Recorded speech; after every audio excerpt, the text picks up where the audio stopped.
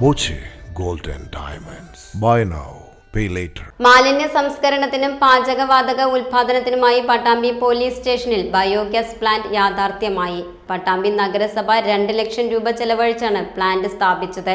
പട്ടാമ്പി നഗരസഭയുടെയും Kerala solid waste management പ്രൊജക്ടും ചേർന്നാണ് പ്ലാന്റ് സജ്ജീകരിച്ചത്.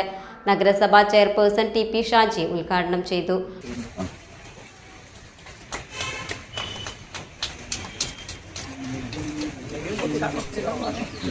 പോലീസ് സ്റ്റേഷൻ മെസ്സിൽ നിന്നുള്ള ജൈവ മാലിന്യങ്ങൾ സംസ്കരിക്കാനും അതിലൂടെ ഗ്യാസ് കണ്ടെത്താനും പ്ലാന്റ് സഹായിക്കുമെന്ന് ഇൻസ്പെക്ടർ KJ ജിനേഷ് പറഞ്ഞു.